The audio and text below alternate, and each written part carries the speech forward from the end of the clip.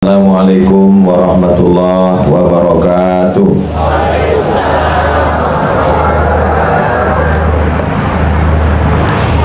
Memang sedap pepek kapal selam dibeli di kota Palembang. Dari bunyi sambutan salam, nampaknya jamaah ini belum makan siang. Apa kabar semua Bapak Ibu? Sehat semua? Kalau makan gulai jengkol dibeli di Pekan Kamis. Saya ini sebetulnya hanya protokol, yang tausiah tetap Bang Idris. Hari ini tadi sebagaimana yang disebutkan ada 4 acara. Kalau Tuhan pergi ke Mekah jangan lupa bawa ketupat. Sudah lama saya tausiah, baru inilah acaranya langsung 4.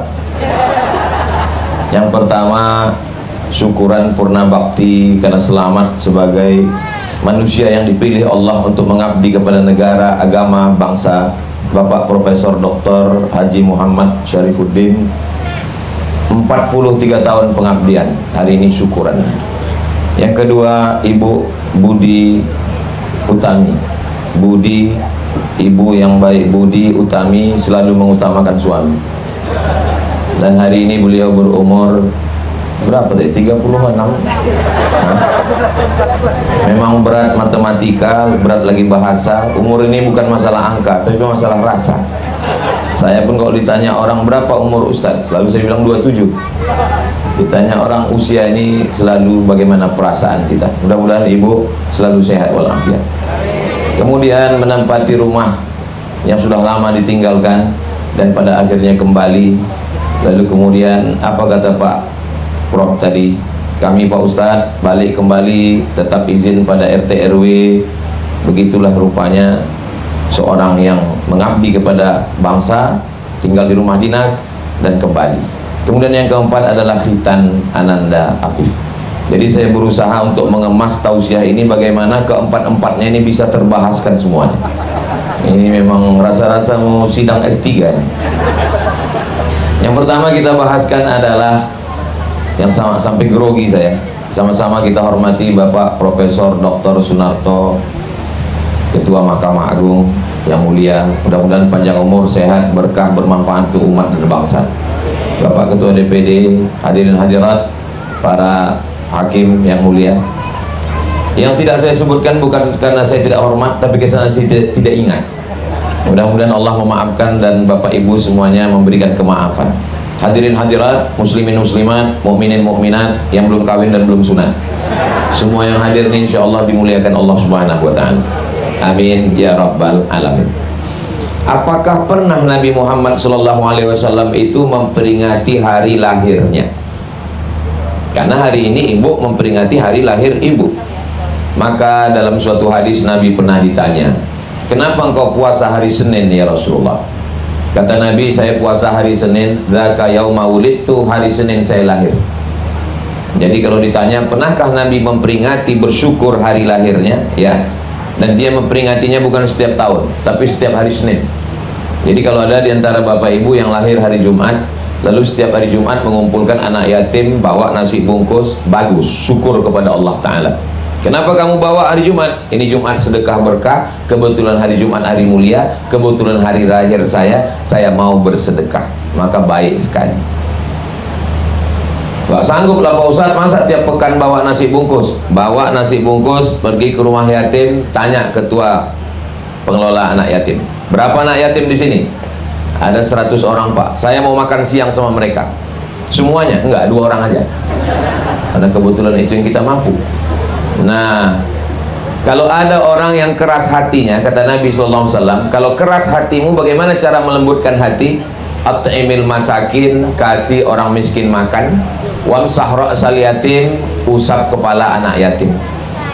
Syukuran atas umur, maka disyukuri dengan nikmat. Hari ini alhamdulillah kita dikumpulkan bersama. Kita doakan ibu panjang umur, sehat badan, istiqomah iman dan Islam, keluarga sakinah mawaddah warahmah, mendampingi bapak sampai ke surga Jannatul Firdaus insyaallah. Amin ya rabbal alamin. Man ahsana ilaikum, siapa yang berbuat baik kepada kamu, fakafi'uhu, balaslah.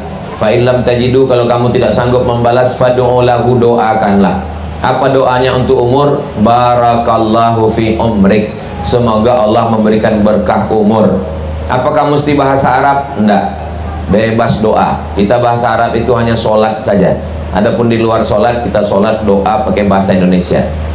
Lahir anak orang, kita mintakan berkahnya. Barakallahu laka fil mauhub wa syakartal wahib wa ruzikta birrahu wa balagha asyuddahu. Kalau hafal, kalau nggak hafal gerak-gerakkan aja mulut. Apa yang kau baca tadi? Urus sajalah doa kau, jangan kau tanya doa. Doanya berkah. Ada orang menikah, besok hari Ahad, pesta, datang kita ke hotel, ucapkan doa berkah. Barakallahu lakuma wa baraka alaikuma wa jama'a bainakuma fi khair. Pak Ustadz, ini yang mau nikah ini kawan saya sekantor, saya beda agama dengannya. Dalam Islam hubungan sosial tidak ada batasan. Wala ana abidum ma'abattum wala antum abiduna ma'abud lakum dinukum waliyadin. Kawan kita, sahabat kita, tetangga kita, jiran kita, satu sekolah, satu komplek, nikah anaknya, datang kita ke atas pentas, ucapkan selamat menempuh hidup baru, bahagia selalu. Cukup, sesuai. Yang pula naik ke atas, barakallahu lakuma. Tentu saudara kita satu. Ada saudara kita ini yang diikat dengan satu ikatan tauhid, la ilaha illallah Muhammadur Rasulullah. Tapi ada yang diikat dengan kebangsaan, satu bangsa, satu tanah air, diikat dengan Pancasila dan Undang-Undang Dasar 1945. Bagaimana ajaran Islam? La yanhakumullahu 'anil ladzina lam yuqatilukum fid din. Kalau mereka tidak memerangi kamu, walam yukhrijukum min diyarikum, mereka tidak mengusir kamu, mereka tidak memerangi kamu, mereka tidak mengusir kamu, kata Allah balas dua, antabarruhum, balas buat baik mereka, wa tuqsitu ilaihim, bersikap adillah kepada mereka. La yajrimannakum syana'anu qaumin ala an ta'dilu, jangan karena berbeda agama lalu kamu tidak adil. I'dilu huwa aqrabu littaqwa, bersikap adillah karena ketakwaan itu dekat kepada Allah Subhanahu wa taala. Di Mesir, saya kebetulan di Mesir tahun 98 sampai 2002. Itu Kristen Ortodok Koptik masih ada 6%. Saya tinggal di bawah, tuan rumah saya di atas orang Kristen Ortodok Koptik. Dan pada zaman pemerintahan pertama, gubernurnya namanya Amr bin As. Tiba-tiba ada yang rumahnya kena gusur karena perluasan tanah, ngelapor kepada Umar bin Khattab. Umar bin Khattab Amirul Mukminin, presiden yang ada di Madinah. Ini Amr bin As yang ada di Mesir. Mesir waktu itu provinsinya. Ini kenapa rumah saya kena gusur karena perluasan jalan. Umar bin Khattab mengambil tulang, tulang itu dia coret pakai pedang, bawa berikan ke gubernur. Gubernur melihat tulang ada garis yang lurus. Apa maknanya? Maknanya bersikap luruslah kamu karena kamu nanti mati akan jadi tulang. Nah ini kalau payah membuat surat, habis tinta, stempel, perlu juga bapak-bapak ibu hakim, buat tulang lurus kasih ke dia, supaya tahu bahwa kita ini semua akan menjadi tulang dan kita mesti bersikap lurus, berpikir lurus, berkata lurus, bertindak lurus sesuai permintaan kita kepada Allah. Ihdinas siratal mustaqim. Saya sebenarnya menyampaikan ini tidaklah saya menceramahi bapak profesor-profesor, hakim-hakim yang mulia, tidak. Jadi saya sekarang ini tidak merasa sedang ceramah di depan hakim profesor. Saya sedang menghadap ke kamera dan ini akan diupload di channel YouTube, bisa ditonton di channel Ustadz Abdul Somad Official. Subscribe, like, share, and comment. Mana tahu nanti ada yang mau ulang tahun anaknya, katanya ulang tahun ini Pak Ustadz. Ulang tahun adalah kesyukuran atas nikmat umur yang sudah ditetapkan Allah Subhanahu wa taala. Kenapa kita tidak tahu umur kita berapa? Biarlah itu rahasia Allah. Tidak semua pengetahuan itu diberikan Allah kepada kita. Ada yang dia rahasiakan. Di antara yang dia rahasiakan adalah jodoh. Nggak tahu kita nikah sama siapa. Di antara yang dirahasiakan adalah hari kematian. Kita tak tahu matinya kapan. Bayangkan kalau saya tahu mati saya kapan. Saya nggak semangat hari ini. Ustaz datang nanti ya ceramah tempat kami. Nggak lah Pak Hakim. Kenapa? Aku udah mau mati. Maka ini biarlah jadi rahasia Allah. Kita tetap semangat terus, syukuri nikmat umur yang sudah ada. Nikmat pertama yang ditanya Allah nanti di akhirat bukan nikmat harta. Nikmat pertama yang ditanya La yazulu qadama abdin, kaki seorang manusia akan tetap tegak berdiri di padang mahsyar. Kita bukan duduk sebagai tamu yang terhormat, kita berdiri hatta yus'al, sampai disoal 4 pertanyaan bocoran dalam hadis Nabi. Yang pertama ditanya adalah an umrihi fima afna, umur kemana saja dihabiskan. Orang zaman dulu umurnya tak banyak habis, orang zaman sekarang umur habis semua. 8 jam kerja masuk kantor, 8 jam tidur, 8 jam nggak tahu pergi kemana. Untuk scroll aja habis 1 jam. Entah apa yang mau ditengok, baca-baca komen aja habis 1 jam. TikTok, Instagram, Telegram, miligram, kilogram, Facebook, grup-grup WhatsApp. Maka kita pikirkan apa yang akan kita bawa, apa yang akan kita pertanggungjawabkan. Setiap menit, setiap detik akan diminta tanggung jawab di hadapan Allah Subhanahu wa Ta'ala. Mudah-mudahan saya yang ngomong ini, setiap umur saya juga nanti bisa saya pertanggungjawabkan, insya Allah. Amin ya Rabbal. Saya ke Jakarta ini setahun hanya 1 kali. Setiap kali datang ke Jakarta 4 hari. Hari Jumat, hari Sabtu, hari Ahad. Hari Jumat kemarin landing dari Medan, langsung khutbah di Masjid Al-Barkah Airport. Setelah itu kegiatan ini Sabtu hari kedua, besok Ahad hari ketiga, Senin saya pulang ke Pekanbaru. 3 malam saya di Jakarta, malam Sabtu, malam Ahad, malam Senin. Gak boleh lebih, kalau lebih dia khawatirkan buka cabang. Saya kalau ada permintaan, ini perlu saya jelaskan ini. Kenapa saya jelaskan? Karena nanti orang Jakarta cemburu. Ustaz Abdul Somad itu kemarin pas Pak Profesor Haji Muhammad Syarifuddin pindah rumah, akikah cucunya, ulang tahun istrinya, datang dia. Kebetulan pas jadwal saya di Jakarta. Ini perlu saya jelaskan supaya jangan ada dusta di antara kita. Ini datang dia ke Pak Syarifuddin, mentang-mentang mereka sama-sama orang Sumatera. Enggak ada unsur itu. Kalaupun ada, sedikit ada. Saudaraku yang dimuliakan Allah Subhanahu wa Ta'ala, kedatangan saya untuk mengingat juga umur saya dan mendoakan ibunda. Mudah-mudahan Allah Subhanahu wa Ta'ala, semua kita yang hadir ini umurnya berkah, dan semua yang lalu-lalu apa boleh buat kita minta ampun kepada Allah. Mudah-mudahan Allah mengampunkan semua dosa, semua silap, semua salah kita, insya Allah. Amin ya Rabbal Alamin. Selesai acara pertama, ulang tahun ibu. Ada 3 lagi. Kenapa ibu yang Ustadz bahas duluan? Ladies first. Ini profesor-profesor, hakim-hakim yang mulia, DPD yang hebat-hebat ini, semuanya dilahirkan perempuan. Jadi kalau begitu lebih hebat laki-laki apa perempuan? Dengar Pak, jangan dilawan. Ini yang menjawab ini makhluk terkuat di dunia. Sign kanan belok kiri. Bukan saya ngomong, grup WhatsApp. Nah, selesai ibu. Yang kedua adalah bapak. Bapak selama 43 pengabdian beliau bersih, dan insya Allah bersih di hadapan manusia, bersih juga di hadapan Allah Subhanahu wa Ta'ala. Lama hidup banyak dirasa, jauh berjalan banyak ditengok, lama jumpa orang macam-macam perasaan kita. Saya jumpa banyak orang, dari mulai polisi, tentara, hakim, macam-macam rasa saya. Kadang ada duduk kita dekat orang tuh, rasa-rasa duduk dekat Fir'aun. Gak boleh sebut nama, menjaga kode etik jurnalistik. Dari lubuk hati yang paling dalam saya katakan, saya duduk dengan Pak Prof Sunarto, saya duduk dekat beliau, tenang hati saya.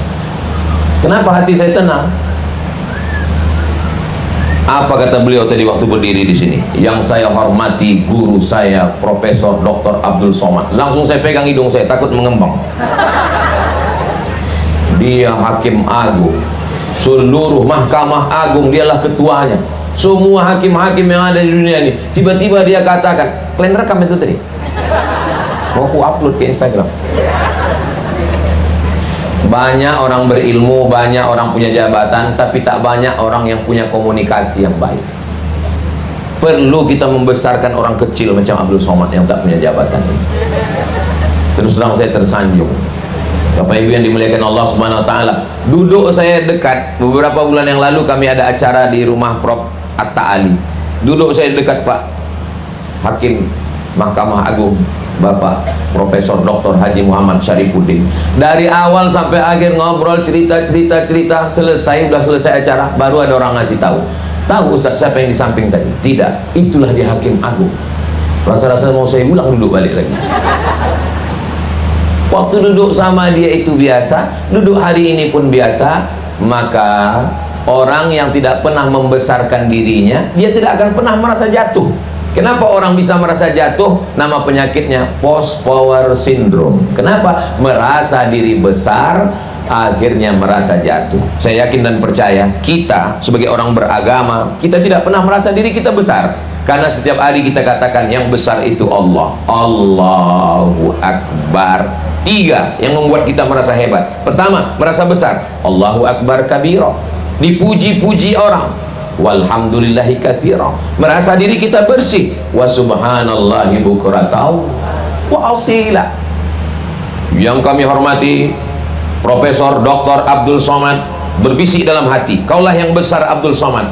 Allahu Akbar kabira. Guru kami semua, ustadz kami banggakan. Walhamdulillahi katsira wa subhanallahi bukratan wa asila. Yang suci hanya Allah, aku penuh dengan dosa. Ustaz Somad ngomong begitu enak aja. Ustaz bilang Ustaz rendah sama dengan kami, tapi buktinya Ustaz di dalam, kami di luar. Bukan permintaan saya. Saya maunya duduk dengan Bapak Ibu semua. Ustaz Somad ngomong begitu, tapi Ustaz diistimewakan, Ustaz di atas pentas. Berapa lama lah di atas pentas ini? Selesai 4 acara ini turunlah saya ke bawah. Gak mungkin saya selamanya tegak di sini. Bapak Ibu kalau ingin betul naik ke atas ini, nanti habis acara naiklah ke atas ini. Biasa aja besti. Nggak ada istimewanya juga di atas ini. Jadi ketika di atas biasa, ketika di bawah pun biasa. Apa yang dikatakan Bapak Prof tadi? Saya balik ke rumah nih Pak Ustadz, dibuatkan acara ini selamatan, mau minta izin lagi ke Pak RT dan Pak RW. Dalam hati saya, aku sudah lama tak jumpa Pak RT Pak RW. Masya Allah, tabarakallah. La yadkhulul jannah, tak masuk surga, man kana fi qalbihi, siapa yang dalam hatinya mithqala habatin min khardalin min kibrin, ada sombong walaupun sebesar biji sawi. Saya bersaksi karena duduk bersama, karena umur bersama. Nahnu nahkumu bizawahir, dalam hati siapa yang tahu? Saya hanya melihat zahirnya saja. Saya yakin dan percaya Bapak Profesor Dr. Haji Muhammad Syarifuddin adalah orang baik, orang rendah hati. Mudah-mudahan Allah menjaga beliau insyaallah. Anaknya 2, cucunya 1 anak di Yogyakarta, 1 di sini. Ustaz tahu dari mana? Itulah yang saya tanya ngobrol tadi. Anaknya baik-baik, cucunya baik-baik, keluarganya baik-baik. Apa kata Pak Ketua Mahkamah Agung? Berapa banyak orang punya rumah mewah tapi setelah pensiun tidak bisa ditempati karena di pondok pesantren di Bandung. Punya duit dicari pontang-panting, dosanya banyak, tidak bisa dinikmati. Makanan pun tak bisa dimakan. Mau makan kepiting, kolesterol. Mau minum teh manis, diabetes meletus. Makanan tak sempat dinikmati, rumah tak tempat ditimpati. Begitu meninggal dunia, istri pun berganti nama, surat nikah setelah 4 bulan 10 hari. Menikah dengan brownies, berondong manis. Apalah arti hidup di dunia? Hanya sekedar menumpang hidup dan mendapatkan dosa. Beliau selamat dalam pengabdian ke negara dan sekarang kembali ke rumahnya, dan beliau ingin mensyukuri nikmat ini. Ini namanya nikmat syukuran purna bakti. Bapak Ibu nanti pun buat juga acara begitu. Saya sudah tanya beberapa tadi, Bang Idris sudah saya tanya, lama lagi abang pensiun. Tadi Pak Prof heran dia, kenapa Ustaz Somad ini pantun-pantun aja? Memang cantik baju kantun bergambar keris. Saya ini pandai berpantun karena belajar pada Bang Idris. Nah, banyak orang bertanya, siapa guru Ustaz? Begitu cara menyenangkan hati abang saya. Bapak Ibu yang dimuliakan Allah Subhanahu wa taala, Ibu sudah, Bapak sudah. Berikutnya adalah apa lagi tadi ya? Khitan cucu. Tadi abang protokol mengatakan, kalau tak salah dengar tadi di dalamnya, beliau khitan waktu taman SD. Sama macam saya. Memang kita yang seumur-umur begini nih, umur yang lagi sedang lucu-lucunya ini, itu memang khitannya dulu taman SD baru khitan. Ada juga beberapa kawan taman SMP baru khitan. Kenapa? Lari dia waktu khitan. Saya kasih tahu sama anak saya, tahu jangan takut. Khitan zaman sekarang itu tak sama macam dulu. Zaman dulu mau khitan besok jam 6 pagi, berendam jam 12 malam di tepi sungai biar beku kawan tuh. Lalu diambil sembilu. Karena kalau pakai gunting takut tetanus. Dipakai sembilu bulu. Rupanya tukang khitan ini baru pertama kali, habis. Gak usah dibayangkan. Tapi zaman sekarang kebetulan saya ini setiap Jumat kedua awal bulan mengadakan khitan massal bersama sunatron. Jadi kami mengadakan khitan massal sunatron, dan kebetulan saya pula duta ambasadornya. Selalu saya iklankan, khitankan anak dan suami Anda, daftarkan segera. Banyak orang yang takut karena kata dia, nanti berkain-kain kami Pak Ustaz, khitan pagi, akad nikah sore, hanya pakai sunatron. Tapi pernah saya ditantang sama dokter itu, Ustaz Somad, iya Ustaz kan hebat ceramah kata dia. Saya bilang nggak hebat kali, tapi follower saya di Instagram itu adalah 9 juta. Saya bilang, maksudnya yang belum follow lah. Terus dia tanya, Ustaz, bersediakah Ustaz kalau Ustaz yang memotong pertama? Saya bilang aku siap, cuman orang ini belum tentu siap. Bapak Ibu yang dimuliakan Allah, serahkan saja kepada ahlinya. Jadi Ananda sudah berkhitan, alhamdulillah. Anak saya Sami Ahmad Mesbahi Ibadillah itu berkhitannya waktu umur 8 hari. Bagus dia dikhitan kecil, jadi supaya nanti kalau dia udah besar dia tidak takut lagi. Banyak saya tengok anak-anak kecil ini menangis kalau di SD, tapi kalau udah, cuman kadang kita pula tak berani. Nah, maka saya waktu ditawari oleh Pak Dokter, Ustaz Somad, anak Ustaz nanti kami khitan umur 8 hari ya? Boleh, saya bilang. Tapi pas saya pergi ceramah, karena kalau saya di rumah takut saya. Tapi tak, saya bilang, saya kan jaga juga harga diri saya kan. Jadi pas sedang saya ceramah keluar, adik khitannya anak saya, alhamdulillah sudah. Jadi Bapak Ibu sekalian, kalau mau mengkhitankan anaknya, maka ini adalah dalam Islam kewajiban orang tua. Kewajiban yang pertama, kasih nama yang baik. Dikasihlah nama yang baik, nama yang selalu kita mintakan kepada Allah. Nama yang paling baik itu adalah nama yang direndahkan lalu ditinggikan. Nama yang paling rendah adalah hamba. Hamba yang tidak punya apa-apa, hamba. Lalu disandingkan dengan nama Allah. Hamba itu bahasa Arabnya abdun. Disandingkan dengan nama Allah menjadi tinggi. Hamba itu rendah menjadi tinggi. Abdullah, Abdurrahman, Abdurrahim, Abdus Somad. Doa yang selalu kita minta kepada Allah, Allahumma inna nas'alukal huda, minta hidayah, wat tuqa, takut pada Allah, wal afaf. Afaf, afaf artinya menjaga diri dari syubhat, bukan dari yang haram, bukan menjaga diri dari khamar, dari riba, dari zina, mohon maaf, bukan, menjaga diri dari yang syubhat, yang abu-abu, yang samar-samar. Orang yang punya sifat itu namanya afif, nama sifatnya iffah, menjaga diri. Ada orang mengatakan, what is in a name? Apalah arti sebuah nama? Dalam Islam nama itu adalah doa. Maka cucu tadi dikasih namanya Afif. Afif artinya orang yang menjaga diri dari yang syubhat. Mudah-mudahan Ananda Afif yang dikhitan hari ini terjaga dirinya dari segala yang samar-samar, yang haram-haram, yang makruh-makruh, insya Allah. Amin. Ini banyak orang sekarang mengasih nama anak ini main pakai ilmu cocokologi. Asal cocok-cocok udah. Kebetulan nama suami Sulaiman, nama bini Toyibah, kasih nama anak Letoy. Mohon maaf Pak Sulaiman, ini yang cerita ini Bang Idris, dia ngasih saya bahan.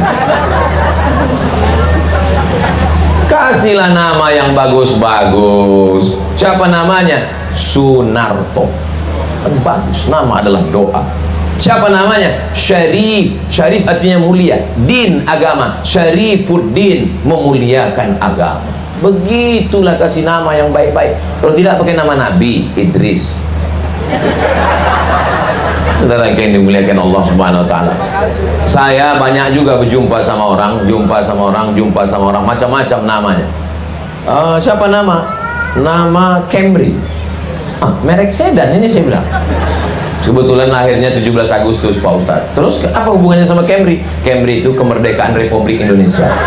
Mantap, semangat. Bapak Ibu yang dimuliakan Allah Subhanahu wa taala.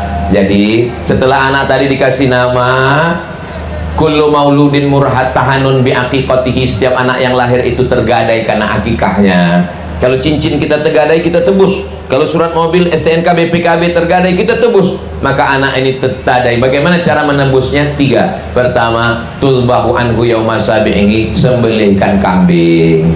Setelah disembelihkan kambing, yuhlaku, cukurkan rambutnya. Setelah dicukurkan rambut, yusamma, kasih nama yang bagus-bagus.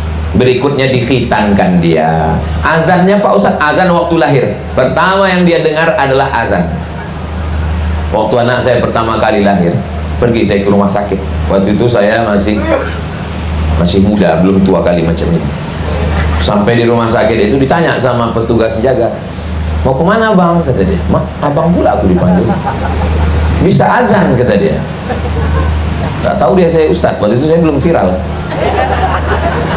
Nanti anaknya pegang gini, kepala sebelah kiri, kaki sebelah kanan, azankan ke telinga ya, kata dia. Saya azankan, dalam hati saya, aku pula kau ajari. Saya azankanlah anak saya ini. Kalimat yang pertama kita bisikkan ke telinganya adalah asyhadu an la ilaha illallah. Kita sebagai ayah, sebagai laki-laki, mengazankan anak kita. Apa yang kita minta dari anak kita ini?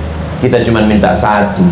Saat kita nanti terbujur kaku di ruang ICU, dialah yang membisikkan ke telinga kita talqin mayat, la ilaha illallah. Jangan sampai di saat akhir-akhir usia kita dia datang berbisik, yang dibisikkannya bukan la ilaha illallah, mana surat tanah. Saudara yang dimuliakan Allah Subhanahu wa taala, maka anak ini, sampai kapan kita menjaga anak ini?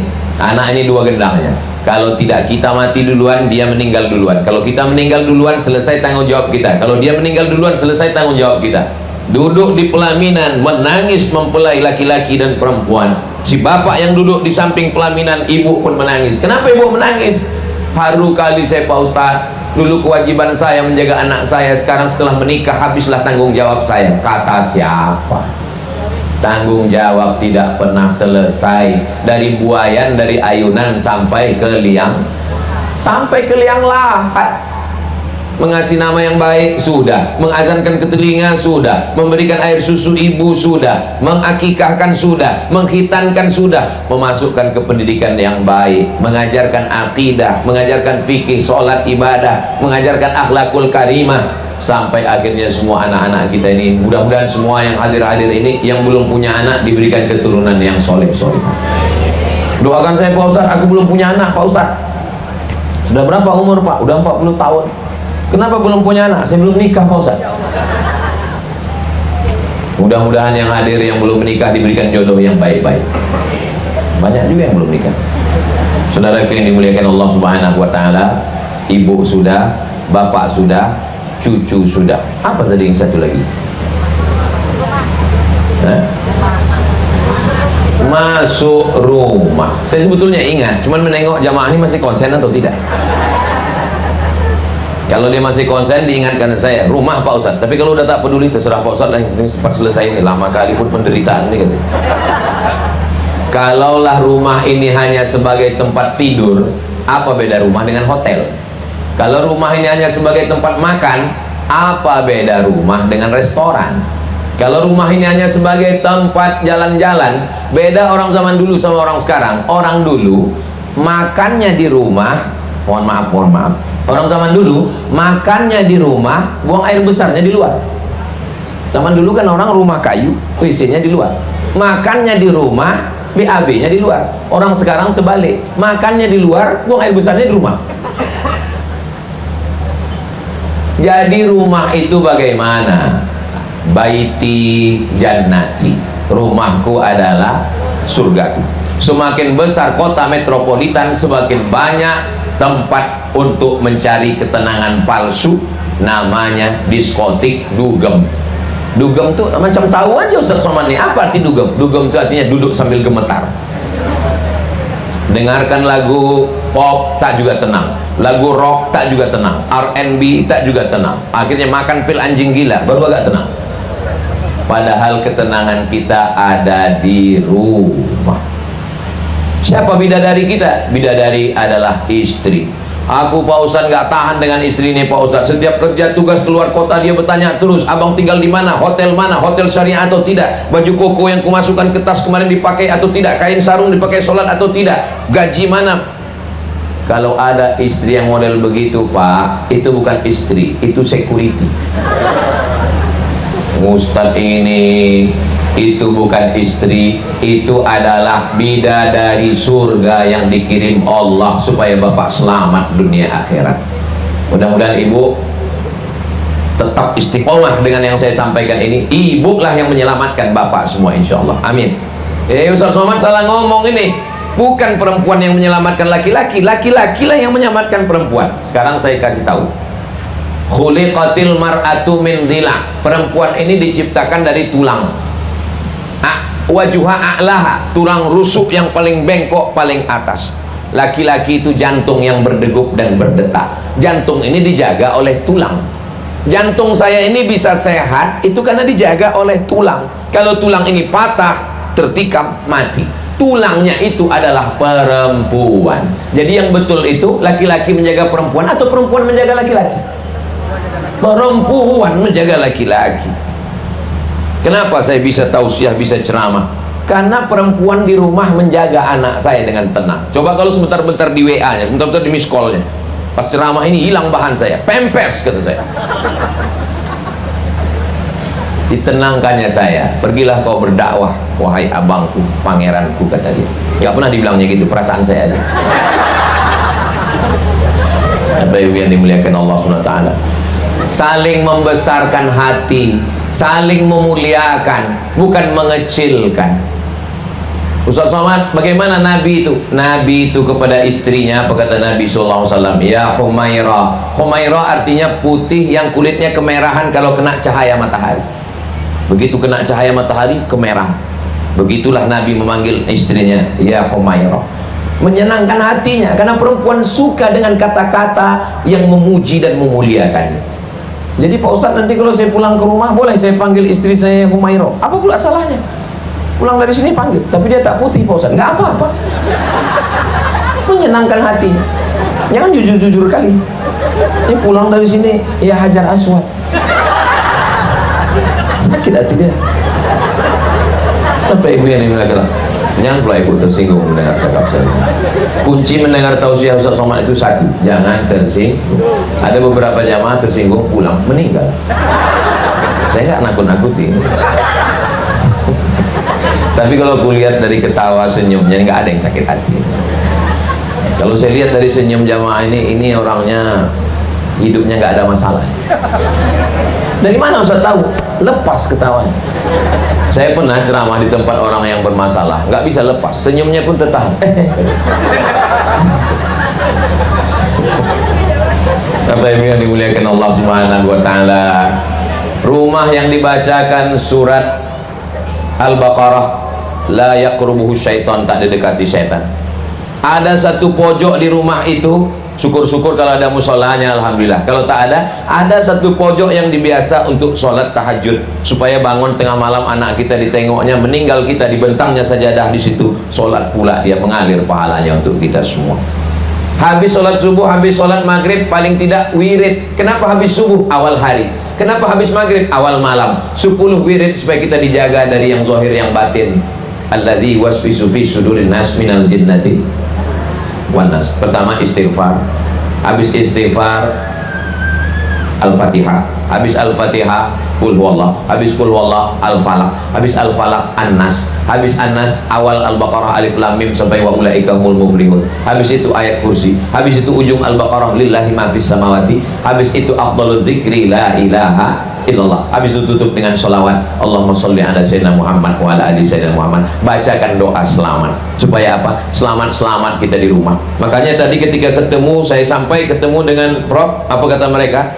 Assalamualaikum Ustadz. Karena dalam salam kita ada 3. Assalamualaikum, selamat engkau, selamat rumahmu, selamat istrimu, selamat anakmu, selamat jabatanmu, selamat umurmu, selamat hartamu, selamat duniamu, selamat akhiratmu. Warahmatullah, semoga kau dapat rahmat kasih sayang Allah. Wabarakatuh, berkah hartamu, berkah jabatanmu, berkah anakmu, berkah duniamu, berkah akhiratmu. Maka saya tak mau kalau disambut datang welcome. well bagus, come datangnya bagus, pulangnya. Maka masuk rumah mengucapkan salam, assalamualaikum warahmatullahi wabarakatuh. Keluar dari rumah, bismillahirrahmanirrahim, la haula wala quwata illa billah. Mudah-mudahan kita semua selalu dalam kebaikan, insyaallah, amin ya rabbal alamin. Sekali dayung 2-3 pulau terlampaui, satu tausiah 4 pulau kelewatan semua, insyaallah. Itulah yang dapat saya sampaikan. Terima kasih segala perhatian, mohon maaf segala kesilapan dan kekhilafan. Saya tutup dengan pantun penutup, menangkap puyuh di Bukit Selasi. Thank you dan terima kasih. Wassalamualaikum warahmatullahi wabarakatuh.